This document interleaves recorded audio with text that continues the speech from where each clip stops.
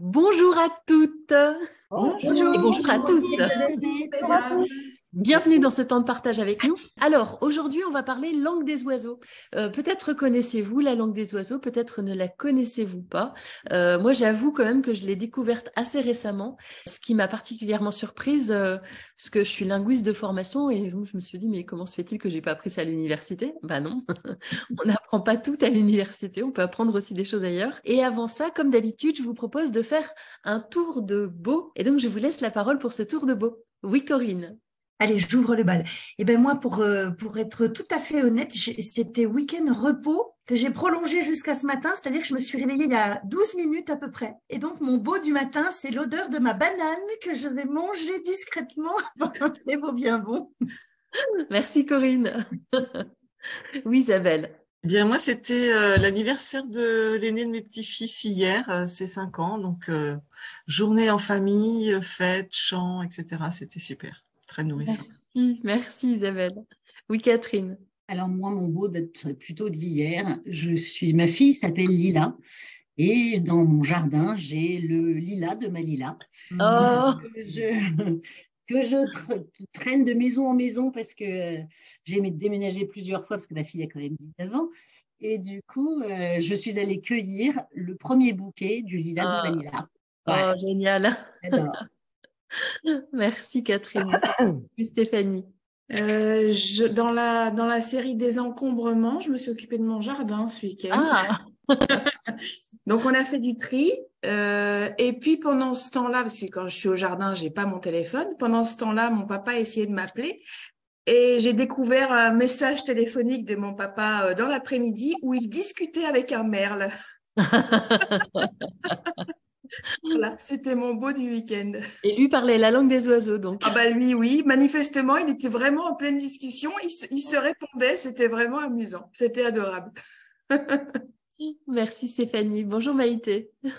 Bonjour, eh bien, je vais faire un petit lien avec le thème, puisque moi, ce matin, mon beau, c'est un beau qui s'entend et qui se voit. Ce sont les oiseaux Ah, qui viennent sur la terrasse, parce que je leur suis très reconnaissante du chant qui nous accompagne depuis plusieurs semaines maintenant. Et je leur ai mis voilà, des petites graines et du pain. Et finalement, voilà, c'est merveilleux de les voir. J'ai des tourterelles et des merles. Et c'est un vrai concert, donc je suis bien accompagnée. Voilà. ah, il se régale chez toi. Voilà. Merci. Bonjour, Sophie. Bonjour à toutes. Mon beau, c'est un spectacle de danse que je suis allée voir qui s'appelle Murmuration, qui est un spectacle où il y a 40 danseurs sur scène et qui font énormément de mouvements, en fait, tous synchronisés avec leurs bras. Vous pouvez taper Murmuration, vous trouverez des extraits du spectacle. C'est absolument incroyable. Et ce qui a été alors déjà, c'est très beau, donc c'était vraiment du beau. Et le bon a été très intense puisque à la fin du spectacle, il nous apprend à nous public, donc on est à peu près 850 dans le public, il nous apprend une série de mouvements, donc 4 séries de 8 qui nous fait enchaîner. Et donc, il y a toute la salle qui fait les mouvements de manière complètement synchronisée. C'est Ah, absolument époustouflant. ah Et ouais, donc, j'imagine, ça doit j'allais être. avec ma belle-fille et mon fils. J'offrais ce cadeau à ma belle-fille pour son anniversaire. Et même mon fils, qui n'est peut-être pas fan de danse, il est revenu, mais on a mis plusieurs heures à s'en remettre tellement on avait été porté par ce spectacle. Donc, Hmm. surtout si vous venez sur Paris, allez-y. C'est du beau qui dure alors. À du beau qui dure, j'en suis encore toute émerveillée. Merci, Sophie. Oui, Aline. Bonjour à toutes. Alors moi j'en Oui. ai deux. Le premier c'est un atelier de pâtisserie que j'ai organisé samedi matin avec une maman et sa fille qui ne voulait plus partir, du coup qui m'a dit je reste avec toi, continuons. Et un autre, j'ai participé l'après-midi à un stage d'initiation à l'improvisation théâtrale et j'ai trouvé ça formidable. Donc voilà, je suis en train de réfléchir si effectivement je me lance ou pas. Voilà. Génial. Merci, Aline. Bonjour, Valérie. Bonjour à tous. Alors moi, je vais rester dans la nature. La semaine dernière, dans mes promenades quotidiennes dans les bois avec mon chien, j'ai croisé des petits écureuils qui s'amusaient comme des fous à descendre à toute allure des troncs d'arbres pour remonter dans d'autres troncs d'arbres. Donc voilà, ça m'a complètement scotchée de les voir s'amuser comme des petits fous et c'était super. Merci Valérie. Bonjour Laurence. Bonjour à toutes. Alors, moi, j'ai eu un week-end avec un temps gris et pluvieux. Et mon beau du matin, c'est juste ce soleil qui vient me réchauffer le visage, le dos. C'est un cadeau. Ça m'émerveille. Merci Laurence. Bonjour Anne-Christine. Hello, bonjour à toutes. Eh bien, écoute, moi, mon beau du jour, c'était plutôt du week-end ou même pendant 3 jours. Parce que pour la première fois, ma fille et mon futur gendre nous ont confié leur fille. Et donc, j'avais oublié. Mais c'était juste merveilleux. Et puis, voilà, maintenant j'ai migré, je suis revenue en Centre-Val de Loire. Je suis contente de vous avoir devant moi. Je fais coucou à Evelyne, des Centre-Val de Loire aussi, qui vient pour la première fois. Oh. Voilà, puis j'ai réussi. Merci. Merci Anne-Christine. Bonjour Evelyne. Alors bienvenue parmi nous. Accepterais-tu de partager un beau, c'est-à-dire un moment agréable, ou bien de ce matin, ou bien du week-end?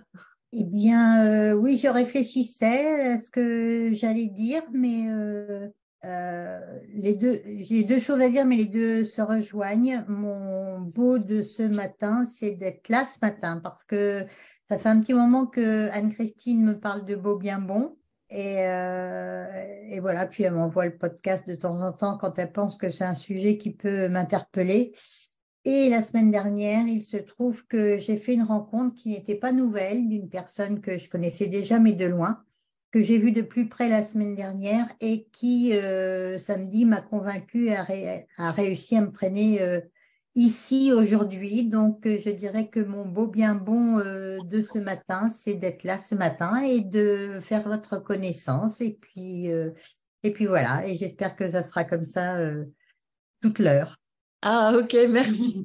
Merci Evelyne, bienvenue parmi nous. Merci. Alors, aujourd'hui, on a dit qu'on parlait de la langue des oiseaux. La langue des oiseaux, c'est une langue que je ne connaissais pas. Alors, j'étais un petit peu étonnée parce que j'ai fait sciences du langage, j'ai fait un master en linguistique et donc, on a quand même étudié pas mal de langues, ou du moins la construction des langues.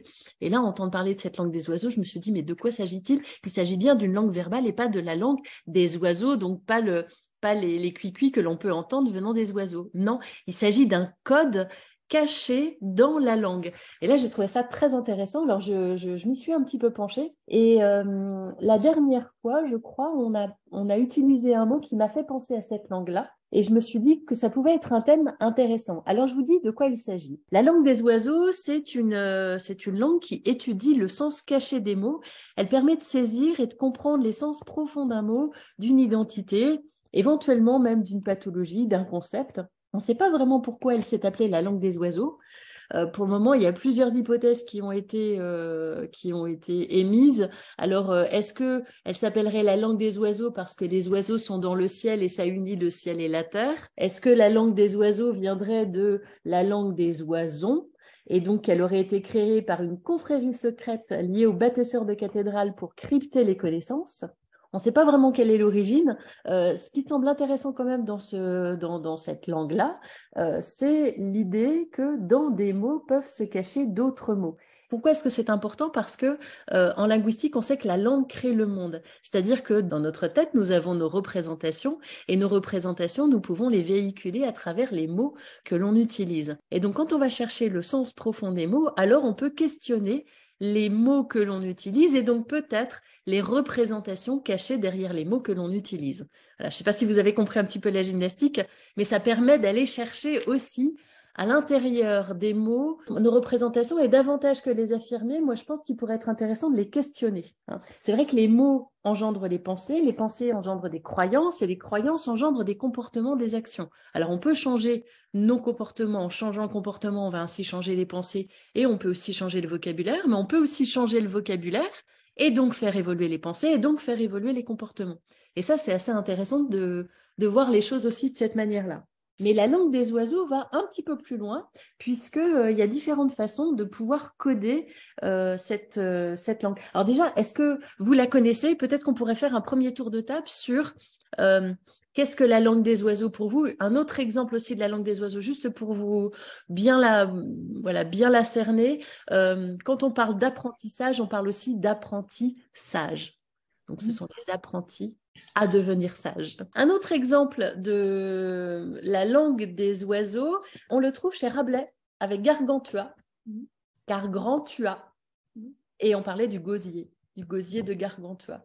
Et c'était assez intéressant parce que dans le préambule je l'ai noté quelque part, le préambule donc justement de Gargantua, Rabelais nous dit il faut ouvrir le livre et soigneusement peser ce qui est déduit, puis par curieuse leçon et méditation fréquente, rompre l'os et sucer la substantifique moelle. Voilà.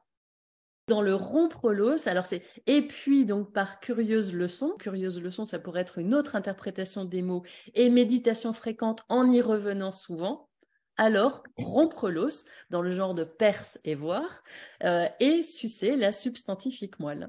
Je ne sais pas si ça vous parle. Oui, Corinne.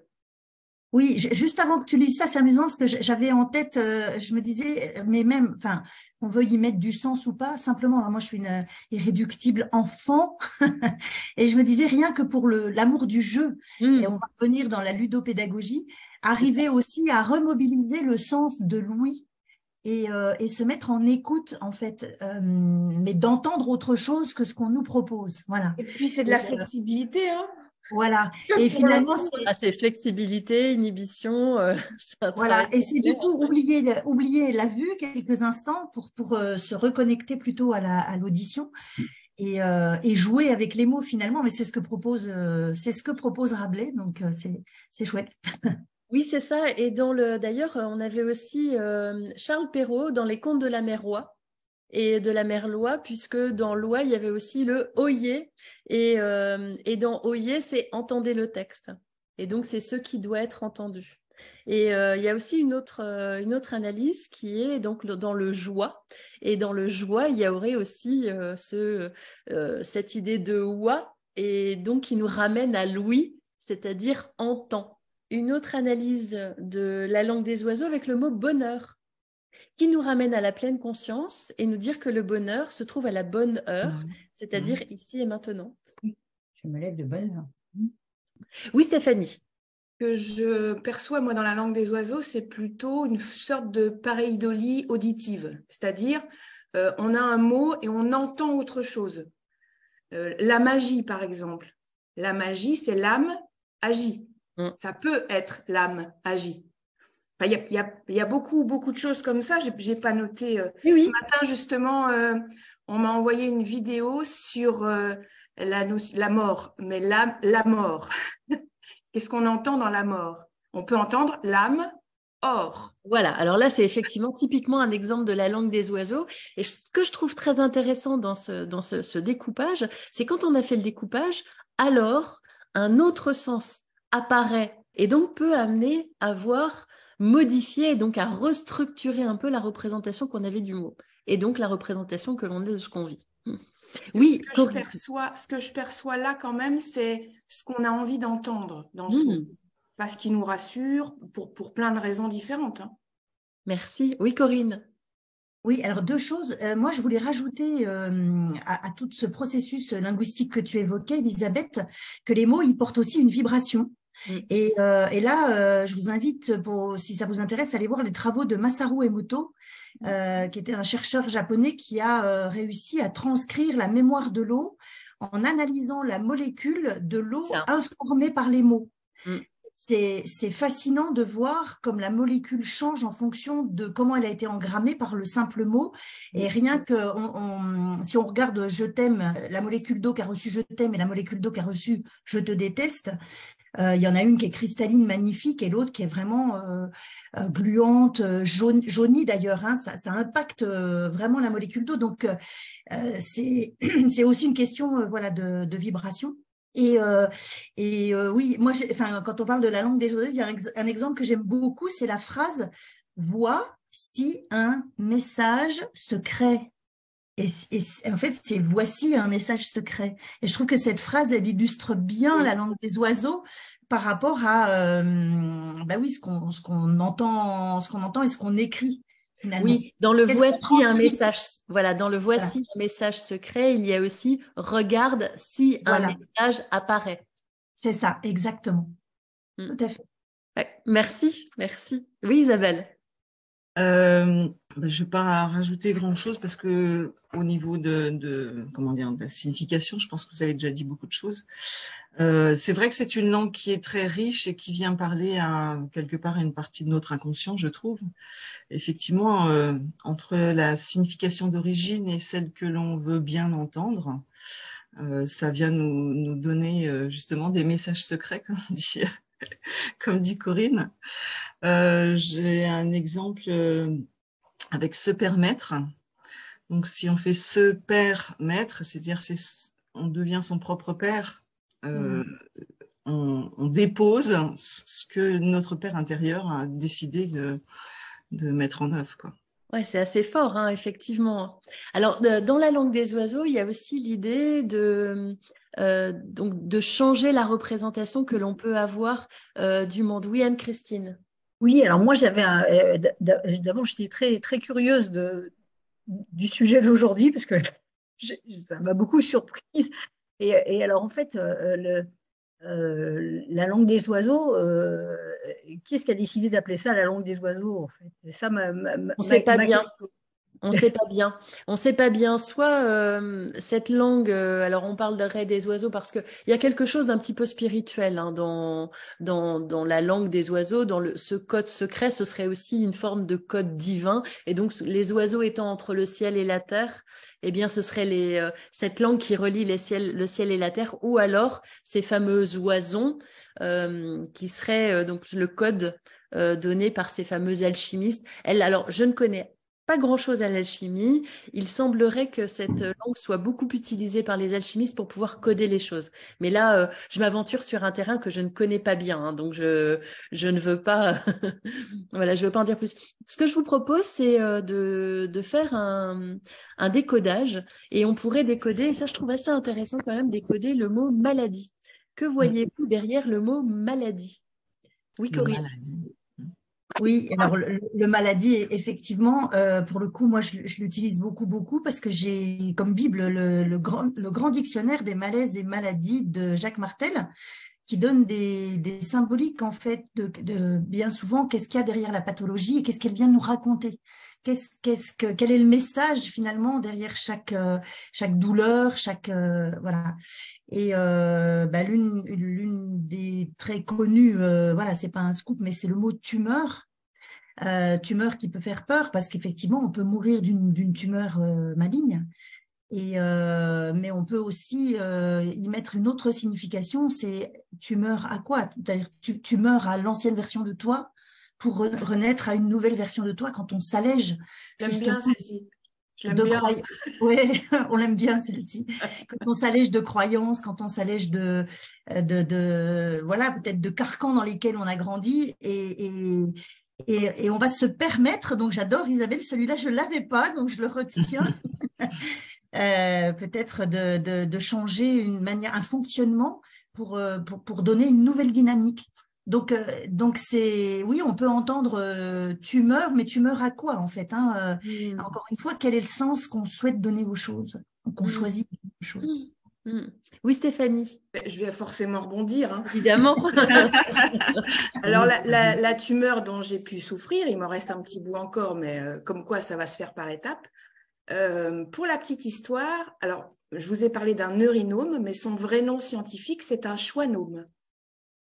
Ah, alors, ça s'écrit pas choix plus loin nome, hein, mais c'est quand même ce qu'on entend. Moi qui ai toujours du mal à faire un choix et qui me laisse porter, qui ouvre la main, je t'en parlais Elisabeth, et qui me laisse guider par comment on appelle ça? La destinée? Oui, alors effectivement, voilà, il faut faire un choix. Une de mes phrases fétiches, c'est sur une main ouverte, tout peut se poser et tout peut repartir. Et donc là, c'est super. Hein, super. Oui, alors ça c'est vraiment c'est ce qui me sauve dans plein de situations. Mais effectivement, quand la main elle est ouverte, plein de choses peuvent se poser, mais il faut aussi les laisser repartir. Voilà. Puis il faut aussi faire un choix. Il y a des choses qui sont faites pour nous et d'autres pas. Des choses qui nous nourrissent et d'autres pas.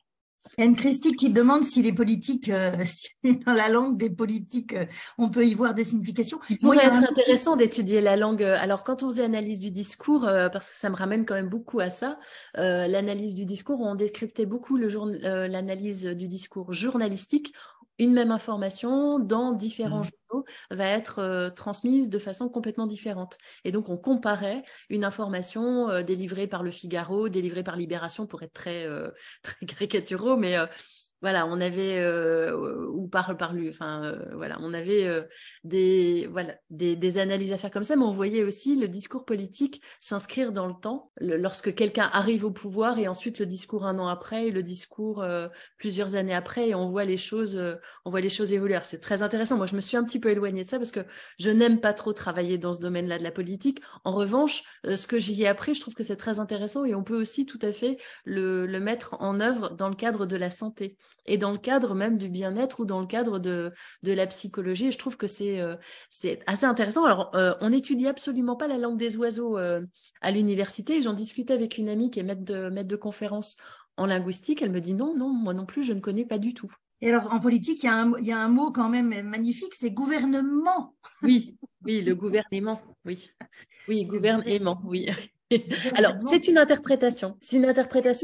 Alors, je me suis posé pas mal de questions quand même en lisant la langue des oiseaux, en lisant les choses sur la langue des oiseaux, parce que je me dis à partir du moment où on fait apparaître quelque chose, donc une autre façon de comprendre le mot, ça veut dire qu'on modifie aussi la pensée que l'on va avoir et même le jugement que l'on peut avoir sur ce mot et donc le jugement que l'on pourrait avoir sur le gouvernement. Le gouvernement ment-il toujours? Je ne pense pas, moi je ne l'espère pas. C'est pas ce que je suis en train de dire, mais ça peut arriver. Et même dans le jugement, comme tu dis, on émet un jugement si on pense que le gouvernement, dans le jugement, c'est un juge qui ment. Parce que du coup, c'est chacun sa vérité, en fin de compte. Oui, c'est ça. Donc voilà, je n'étais pas en train de… C'était pas un jugement, pour le coup, c'était un jeu de mots, vraiment.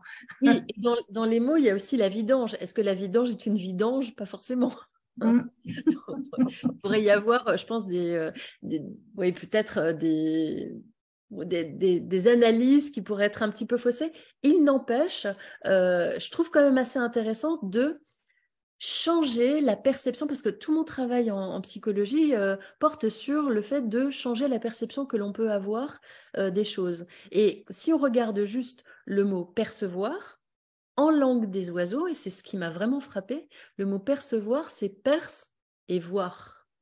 Et donc, si on perce le sens, alors on peut voir les choses autrement. Et dans ce qui nous arrive, il pourrait aussi être intéressant d'essayer, dans ce qui nous arrive dans la vie de tous les jours, parfois de percer le sens pour mieux voir, et donc arriver à même une notion qui est assez intéressante et qui est beaucoup étudiée dans le gestaltisme, c'est la notion d'insight, qui est la restructuration cognitive de ce que l'on est en train de vivre.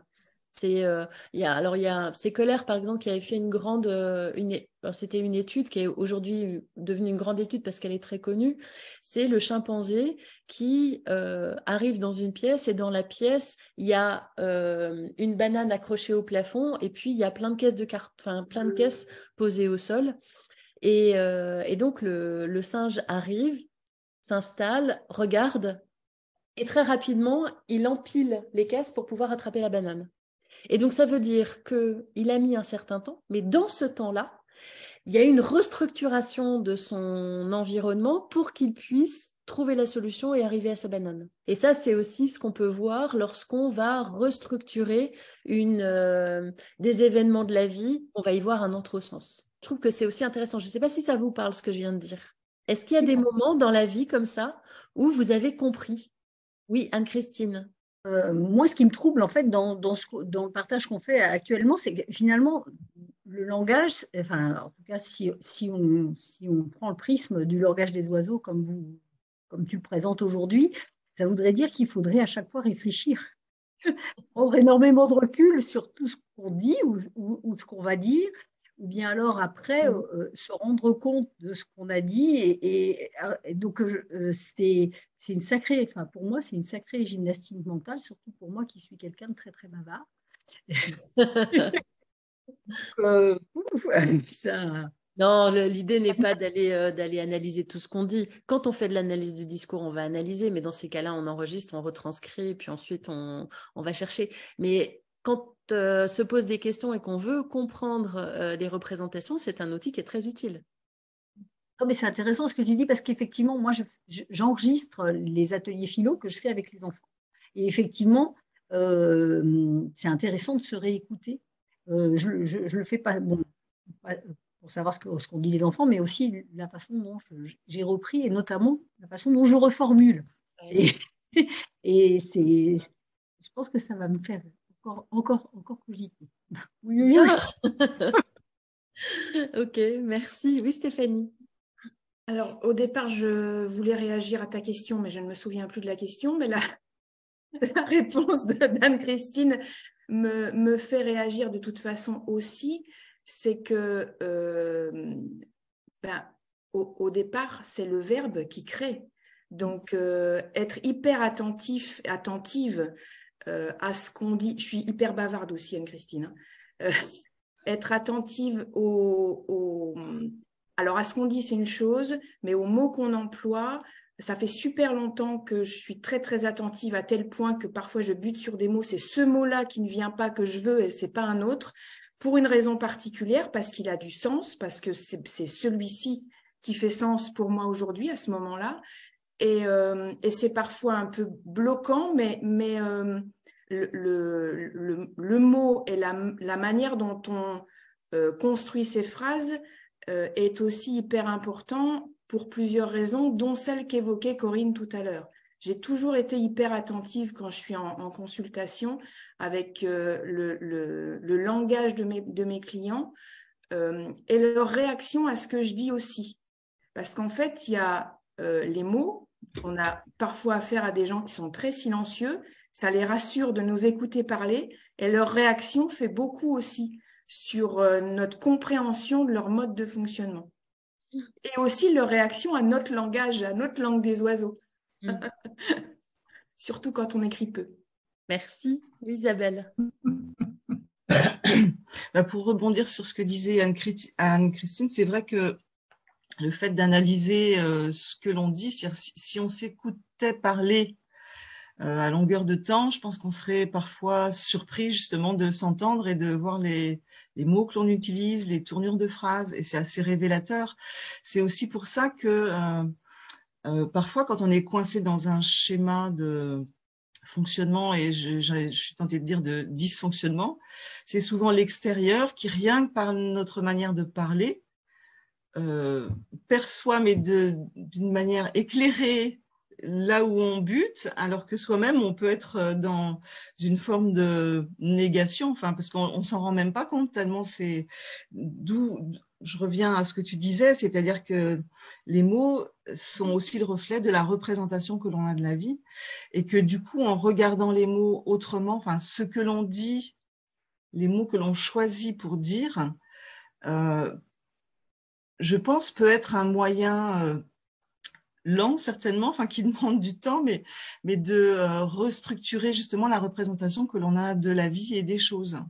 Et on en revient toujours à cette question de mettre de la conscience, c'est-à-dire en fait de ne pas être dans un mode de parole automatique avec ce que l'on a appris, mais de regarder derrière les mots, qu'est-ce que ça veut dire pour nous, pour que ce qui sort de notre bouche en fait soit le reflet d'une pensée et pas la redite de ce qu'on a appris, quoi. Et effectivement, on peut faire le lien avec l'histoire du verbe créateur. On n'est pas habitué à ça, en fait. On a tendance à parler beaucoup, et moi aussi, je peux être parfois bavarde. Et c'est vrai que dans le bavardage, en fait, il y a beaucoup de choses inutiles ou en tout cas déformées qui sont dites. Et si on se réécoute, je suis persuadée qu'on va se dire, mais tous ces mots-là, qu'est-ce que ça veut dire, quoi. Donc voilà, parler avec peut-être parcimonie, mettre plus de conscience dans nos mots, peut être favorable pour changer la représentation que l'on a des choses, de la vie, des circonstances, des expériences, quoi. Merci Isabelle. Oui, Corinne. Oui, alors juste pour finir de préciser, je voudrais donner un exemple par rapport au choix des mots, parce que l'idée, c'est pas forcément de tout décortiquer non plus, mais quand on dit, quand je parlais de l'impact des mots tout à l'heure, c'est par exemple, on peut exprimer une opinion, une même opinion de deux manières différentes. On peut être contre la guerre et pour la paix. Et dans les deux cas, on est pacifiste, mais on va pas envoyer la même vibration en fait, et on va pas envoyer la même énergie. Donc, moi, je préfère être pour la paix que contre la guerre. Surtout qu'on sait que, ça, c'est aussi dans les travaux de Masaru Emoto, mais ce qui est porteur du verbe, c'est l'air, en fait. Parce que, du coup, quand on parle de la mémoire de l'eau, notre corps est fait à 80% d'eau. L'air que nous respirons, c'est l'air qui porte le verbe, en fait, le mot qu'on envoie aussi. C'est de l'eau, donc ça a vraiment un impact et surtout que le verbe ne connaît pas la négation. Donc ce qui va vibrer quand on dit que je suis contre la guerre, c'est le mot guerre qui va prendre toute la place dans la phrase. Alors que quand on dit je suis pour la paix, c'est la paix qui va vibrer. Donc voilà, je voulais juste préciser ça. Et puis pour en revenir à ta question initiale, Elisabeth, je trouve que le verbe est aussi porteur de nos biais de cognition. Et en fait, utiliser la langue des oiseaux peut parfois justement nous permettre de sortir de ces schémas répétitifs, ou alors les confirmer. À l'inverse, on peut aussi se servir de la langue des oiseaux pour confirmer ce qu'on pense. Et là, on peut être typiquement dans le biais de confirmation aussi. Merci. Oui, Sylvie. Oui, de ce que j'entends, c'est que dans la langue des oiseaux, on n'est pas loin de tout ce qui est le lapsus révélateur, finalement. Oui. On est un peu là-dedans, quoi. Et en fait, oui, moi, au début, je bloquais un peu parce que j'étais, pas que je bloquais, mais j'étais focalisée sur une idée d'un livre qui certainement a été cité aussi sur la maladie, sur ce que les maladies veulent dire, en fait.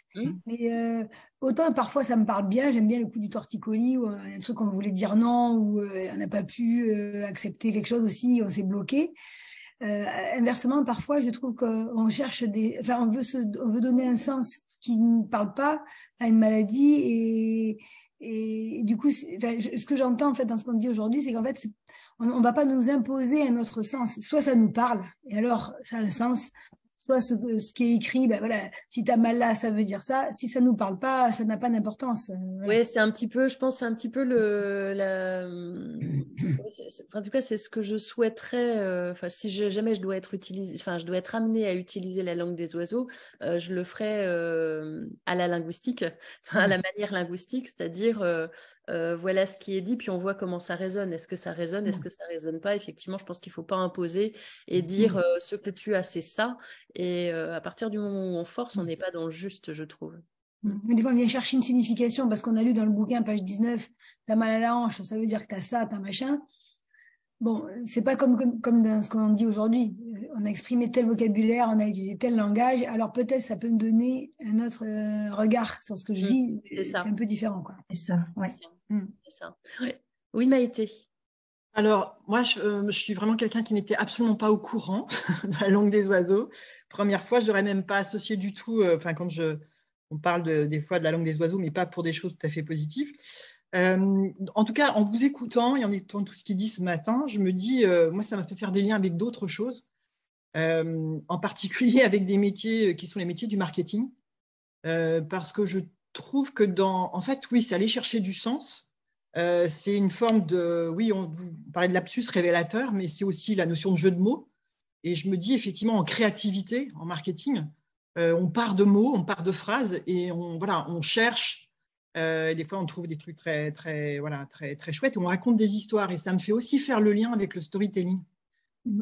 Parce que je trouve que souvent, le storytelling est basé sur, apparemment, c'est une histoire hyper simple, mais finalement, ça devient une autre histoire.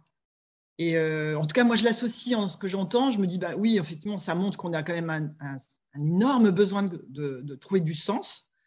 Et de aussi pouvoir jouer avec le sens des mots. Mais ce qui, en tout cas, me paraît intéressant là, c'est qu'il y a aussi cette différence entre ce qui est écrit et ce qui est sonore. Donc, ça, je trouve que c'est chouette. Et puis, enfin, j'ai une question peut-être stupide, mais Je la pose quand même. Mais c'est vrai qu'en français, cette histoire, le langage des oiseaux, ça existe dans les autres langues? Non, c'est aussi valable en anglais.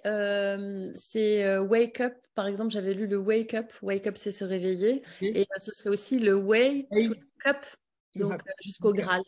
Et bon, donc non, il existe apparemment la même chose dans d'autres langues. Alors là où je suis aussi d'accord, c'est que c'est aussi lié à un biais de notre cerveau qui est de trouver du sens et de mettre du sens. C'est qu'on cherche à mettre du sens sur tout ce qui existe. Est-il juste de vouloir mettre du sens sur des mots? Peut-être que ça n'est pas juste. Ce que je trouve intéressant dans la langue des oiseaux, c'est que ça permet de faire une sorte de pas de côté par rapport à ce qui se passe et d'essayer de percevoir les choses d'une autre manière. Et je trouve que c'est simplement ce changement, ce virage, cette autre façon de percevoir qui est assez intéressante. Oui, Stéphanie. Je voudrais rebondir à ce que Sylvie disait concernant la maladie et la langue des oiseaux. Il faut savoir que dans les dictionnaires de maladies, d'explication des maladies, c'est pas seulement la langue des oiseaux qui est proposée. C'est beaucoup de médecine ancienne en lien avec les méridiens, la gauche, la droite. La langue des oiseaux, c'est un détail sur ce type d'outils. C'est vraiment pas la seule fenêtre. En revanche, moi, ce qui m'intéresse, et là, je rejoins complètement Elisabeth et tout ce qui a été dit, c'est le pas de côté, c'est le nouveau regard, c'est quelque chose qu'on n'avait pas encore perçu et qui nous permet de porter un regard peut-être un peu plus profond ou en tout cas un peu différent, qui nous permet peut-être d'entrevoir d'autres choses que quelque chose d'uniquement factuel, pas factuel, mais bon, je l'ai dit, donc il est sorti. On n'est pas seulement sur des faits, mais on est peut-être sur quelque chose de plus profond que nous propose la langue des oiseaux, mais ça vibre ou ça ne vibre pas. Il y a des choses qu'on m'a dites sur la maladie, mais pas seulement. C'est comme regarder des nuages et y voir un schtroumpf, un ange. Moi, je m'amuse souvent comme ça avec les enfants. Ils voient des choses que je ne vois pas. Bah, je ne les vois pas, c'est OK. Hein. Oui, alors si je reprends juste l'exemple de la maladie, tout à l'heure, on a dit que la maladie, ça pouvait être le mal à dit. Alors là, j'ai pris d'autres exemples d'analyse de ce mot-là, maladie. Alors, le mal à dit, mais on pourrait aussi y voir, hein, donc chacun y voit ce qu'il veut. Hein. On pourrait y voir le mal à dit avec le A privatif, et auquel cas, ce serait le mal pour un non-dit. Qu'est-ce qui n'a pas été dit? Et auquel cas, ce qui n'a pas été dit, alors peut générer du mal. Donc ça, c'est deuxième possibilité. Troisième possibilité, dans la maladie, si on ajoute le la, alors ça fait l'âme a dit, la mal a dit, la maladie, voilà, c'est ça. Et donc, ça veut dire que c'est peut-être l'âme qui a dit quelque chose. Dans cette âme, il pourrait y voir une idée de sursaut de la vie. Ou alors, toujours avec cette idée de a privatif, l'âme n'a pas dit, et donc quelque chose qui ne serait pas dit, qui générerait du mal. Vous voyez, on peut en fait en dire tout ce qu'on veut. Qu'est-ce qui résonne en vous? Je pense que c'est ce qui est peut-être le plus important, avec un dernier point qui est que dans le mot âme, ça aussi, je trouvais que ça c'était joli. Dans le mot âme, au milieu, on a un M. Et dans le M, eh ben, on a M. Probablement que Mathieu Chédid a choisi son surnom M, peut-être en lien avec cette fameuse langue des oiseaux. Ça pourrait être ça pourrait ne pas être étonnant pour un chanteur et un auteur. Et un petit-fils de poète quand même. Voilà, pour un petit-fils de poète, absolument. Donc, je vais mettre ça simplement en réflexion. Je trouve que c'est assez intéressant et se dire, si on regarde diverses possibilités d'analyse du mot, quelle est celle qui résonne le plus avec ce que je suis en train de vivre? Ce qui permettrait peut-être de pouvoir voir les choses un petit peu différemment. Isabelle? Ouais, pour rebondir sur ce que disait Stéphanie et sur ce que tu viens de dire, en fait, effectivement, il n'y a pas de, comment dire, il n'y a pas d'obligation à entendre ce qu'on n'a pas, enfin, ce qu'on n'entend pas. En revanche, moi, ce que ça m'a apporté à certains moments, c'est une autre perspective, effectivement, c'est ce que Stéphanie disait, c'est-à-dire parfois quand on est enlisé dans des situations, d'avoir un sens différent, enfin, ou en tout cas une perception, une perspective différente du sens d'un mot ou d'une situation. ça permet des fois d'ouvrir des portes là ou d'autres chemins là où on a l'impression qu'il y en a qu'un et que c'est l'impasse, quoi. Et donc je trouve que c'est surtout ça pour moi la richesse que ça représente, c'est d'ouvrir l'esprit à plus large, plus grand, autrement, et qui permet parfois de continuer son chemin d'une autre manière. Ça peut paraître anecdotique, et pour autant, des fois, c'est l'issue de secours, voilà, dont on a besoin. Oui. Alors, j'avais oublié d'ailleurs une dernière analyse du mot maladie, puisque certains ne sont pas d'accord avec la langue des oiseaux en disant que si la maladie, alors il n'y aurait pas de T. Et donc, comme c'est un E, il faut prononcer le E, la maladie. Et donc, là, à ce moment-là, ce serait probablement un message divin de Dieu pour notre santé. Bon, alors, c'est une autre analyse. Moi, je ne souscris ni à l'une ni à l'autre, peu importe, en fait. Hein. C'est à chacun de voir ce qui résonne avec soi. Donc, on peut en faire dire ce que l'on veut. Et il pourrait être aussi intéressant d'en faire dire de jolies choses. En général, je trouve que c'est d'ailleurs ce que ça propose souvent. C'est une version un peu plus lumineuse du mot initial, quoi. Je ne résiste pas à l'envie de vous partager un petit mot rigolo. Lapi nicho, loa nishba, mais où niche libou, niche ou niche lapi. Ah, j'avais libou, niche nio, niba. Je ne sais pas si les autres connaissent, mais quand on ne connaît pas, c'est très rigolo. Alors, c'est une nouvelle langue. Oui, c'est une nouvelle langue. Lapi nicho, loa nishba, mais où niche nibou. Et moi, j'avais libou, niche nio, niba. Appris chez Sophie. Hein. On peut avoir un décodeur ou pas? Parce que là, moi, je ne comprends rien du tout. Ah ben voilà, donc là, c'est une nouvelle langue. Au ralenti, Catherine, ça va passer. C'est bien en français. C'est comme les noms de villages alsaciens, en fait. Si tu les lis lentement, ça va tout seul. Ah ben c'est ça, j'ai définitivement pas la bonne option. Lapi, niche l'oiseau. Lapi, l'oiseau, niche haut. Loi, niche bas. Mais où niche libou, libou, niche ni haut, ni bas. Et là, je ne sais pas. Niche, ou niche lapi. Libou, niche ou niche lapiche.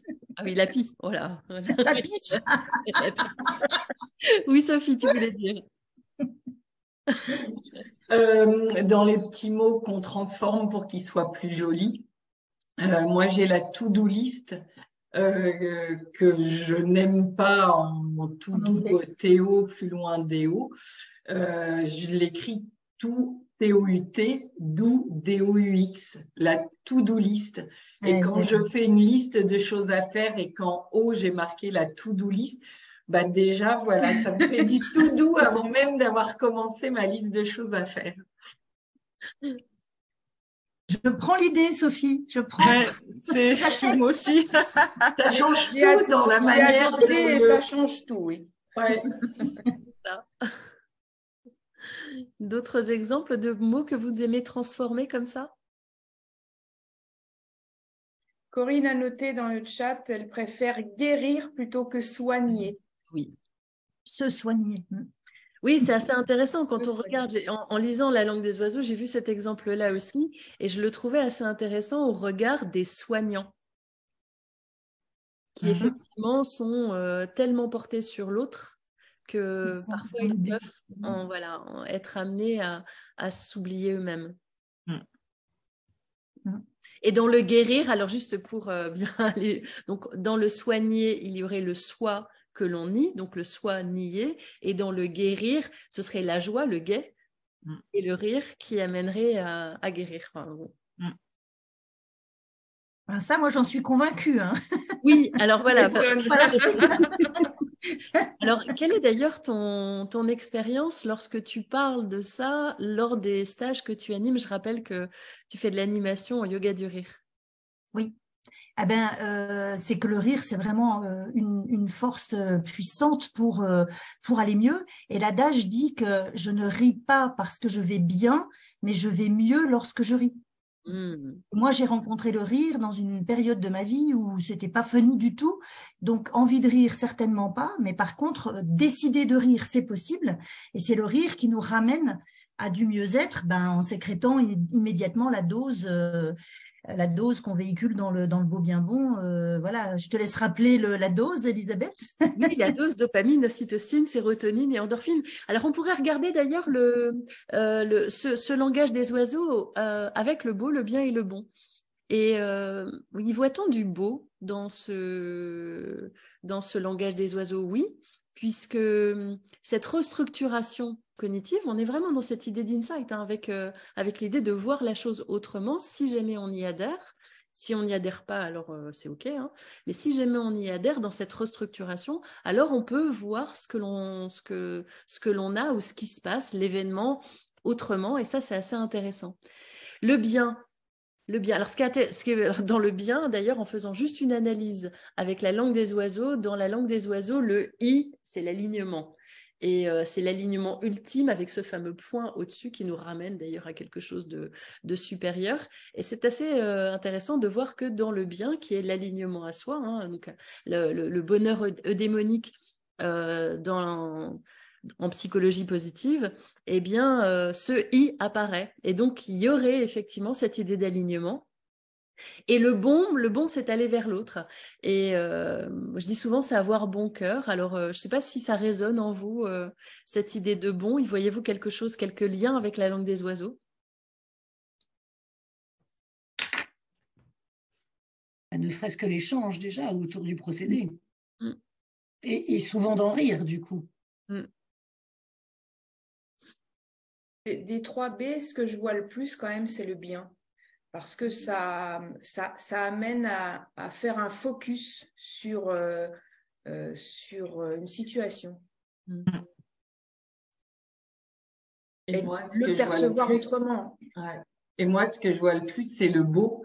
Parce que de réentendre le mot avec quelque chose de positif, en fait, pour moi, ça m'émerveille quand le mot est, voilà, même maladie, quand on le traduit, le fait d'entendre autre chose et d'avoir un nouveau sens au mot qu'on disait, pour moi, c'est de l'émerveillement, en fait, de voir qu'on peut transformer ça. Le bon, c'est le lien à l'autre. Alors peut-être que lorsqu'on a un même langage, même s'il est codé, alors on va être dans une forme de relation à l'autre qui va être privilégiée. Peut-être. En québécois, on vous dirait c'est du bonbon. Ah, c'est-à-dire? C'est l'expression québécoise. Quand on dit c'est du bonbon, ça veut dire que c'est vraiment extraordinaire.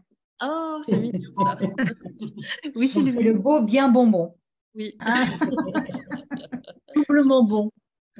Merci Evelyne. Oui, moi, le bon, je le vois aussi dans la résonance que m'amène le mot, l'expression, le langage des oiseaux. Ça me fait penser à l'effet colibri. Et je me dis que voilà, le bon, il est là-dedans. En utilisant notre interprétation, ça fait une interaction avec tout le monde, avec tout ce qu'on peut imaginer, quoi. Merci. Oui, Maïté. Peut-être que le bon, c'est simplement en faisant cette restructuration cognitive, c'est de proposer une autre signification à l'autre et permettre à l'autre aussi d'être mieux. Donc, il y a du bon parce que c'est partager avec l'autre une représentation différente et lui donner une autre façon de voir. Donc, ça, c'est bon et c'est généreux. Oui, j'aime bien ce que tu viens de dire, dans le sens c'est proposer à l'autre et pas forcément imposer, mais proposer, ce qui permet d'avoir un regard différent. Je me souviens en philosophie, quand j'étais en terminale, j'avais un prof de philo qui m'avait dit faire de la philo, c'est écouter tous les avis et faire le sien, et se faire le sien. Et donc là, ça permettrait de pouvoir avoir un avis encore différent, une ouverture différente, pour pouvoir ensuite regarder ce que l'on en retient. Merci Maïté. Oui, Valérie. Oui, moi, pareil, pour le bon, je pense que comme tout langage, c'est une question de partage avant tout. Enfin, je veux dire, c'est la communication. Donc, le langage des oiseaux, effectivement, ouais, c'est communiquer avec l'autre en partageant d'autres choses, une autre vision. Donc, oui, je pense qu'il y a du bon dans le langage des oiseaux. Oui, Anne-Christine. Et effectivement, je pense que ça demande aussi beaucoup d'attention, en fait, plus d'attention que si on ne fait pas, si on n'est pas à l'écoute des mots qu'on prononce. Et effectivement, je pense que ça renforce le lien. Et donc, que le bon. Et de toute façon, bon, c'est vraiment ce ruban entre toi et moi. Oui, ça donne une autre dimension. Le texte écrit devient quelque chose qui est dit aussi, et à l'oral, il prend une autre signification. Et donc, je trouve ça aussi intéressant. Oui, Valérie. Ah, ton micro. Ton micro, Valérie. Pardon. Non, toujours pas. Voilà. Pardon. Oui, moi, ça m'a fait penser un petit peu à...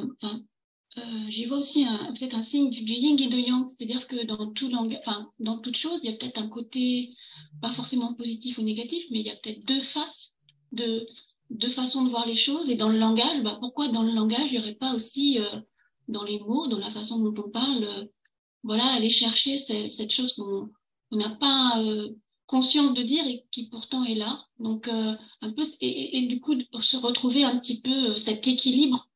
Il peut y avoir une façon de voir et puis une autre, et laquelle on va choisir un temps et laquelle on va choisir un autre temps. Bon, voilà, je ne sais pas où ça mène, mais ça m'a fait penser à ça. Merci Valérie. Oui, Stéphanie. Concernant la part bon de la langue des oiseaux, pour moi, la langue des oiseaux est quelque chose de personnel. On l'a dit tout à l'heure, c'est vraiment quelque chose qui doit résonner en nous. Enfin, ça n'a de sens que si ça résonne. Donc, j'ai plutôt tendance à dire que le côté bon, c'est plutôt envers soi-même, envers son enfant intérieur. Parce que c'est vraiment hors du contexte, c'est en dehors de la vie de tous les jours. C'est quelque chose qu'on vient proposer à notre âme d'enfant qui prend ou qui ne prend pas. Mais bien sûr que quand on propose la langue des oiseaux dans un contexte d'accompagnement, ça fait sens, mais ça doit faire sens pour la personne plus que pour nous.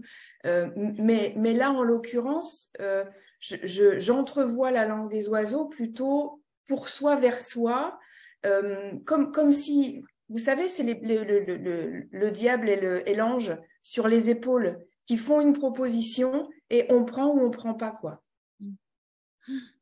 Merci Stéphanie. Oui, Laurence. Ton micro, Laurence. On ne t'entend pas. Micro. Oh, excusez-moi. Je disais, pour moi, la langue des oiseaux, elle part depuis l'espace du cœur. Et voilà, et ça résonne ou ça résonne pas, mais on n'est pas dans la tête. Merci Laurence. Alors, on va terminer justement ce temps de partage par un mot. Avec quoi repartez-vous de cette séance portée sur la langue des oiseaux? Qu'en avez-vous pensé? Qu'est-ce que ça vous a apporté? Avec quoi repartez-vous? Que retenez-vous? Oui, Stéphanie. De la magie. Merci. Doit-on y voir, doit-on y voir un autre langage dans ta magie? C'est toi qui vois. Merci Corinne. Oui, merci Stéphanie. Oui, Corinne. Oui, on nous confond toutes les deux, c'est vrai. Alors moi, c'est le mot subtil. Et merci à Sophie pour tout doux, parce que je ne peux pas avec tout doux quand même. Oui, Anne-Christine. Alors moi, il y avait beaucoup de mots, c'est normal parce qu'on a parlé langage. C'était d'abord qui m'était venu vibration et résonance parce que ça vrai. Et puis à la fin, c'était finalement le résumé, c'est surprise. Et alors peut-être parce que justement maintenant, comme je suis surprise, je suis branchée pour ma semaine. C'est bon.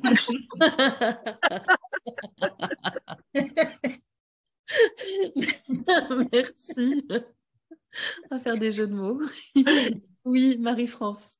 Moi, je ne sais pas si j'étais pas dedans ou quoi, mais je repars avec beaucoup d'interrogations. Là, j'avoue, je vous ai beaucoup écouté, mais bon, je suis un peu perplexe. D'accord. Donc, je vais laisser faire. Ok. Merci Marie-France. Oui, Isabelle. C'est la force des mots.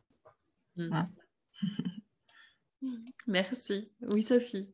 Moi, je vais repartir avec le mot de Corinne. Donc, on échange nos mots pour aujourd'hui. Je vais repartir avec guérir. Oh ben non, Sophie! Ah ben désolée! Ah ben non! Donc, on va avoir un double guérir avec Catherine, c'est ça? Ouais, j'ai adoré le guérir aussi. Tu l'avais déjà dit, Corinne, dans un autre T'es beau bien bon, mais voilà, j'avais oublié et du coup, là, ça m'est revenu et j'adore. J'adore, c'est tellement ça. En fait, tu as tout de suite envie de rire, quoi. Donc, c'est génial. Donc, effectivement, je pense que je vais virer et soigner de mon vocabulaire pour mettre du guérir en veux-tu, en voilà, j'adore. Merci. Merci. Merci, Maïté. Ça a été dit, mais j'aurais volontiers repris surprise. Et franchement, flexibilité mentale. Merci à toutes d'avoir participé à cet échange. Merci d'avoir apporté vos contributions aussi parce que c'est toujours très très riche. On voit bien qu'on repart avec vos contributions aussi et c'est chouette. Merci à tous. Merci. Au revoir. Merci beaucoup. Bonne journée. Au revoir, bonne journée. Une belle semaine. À bientôt.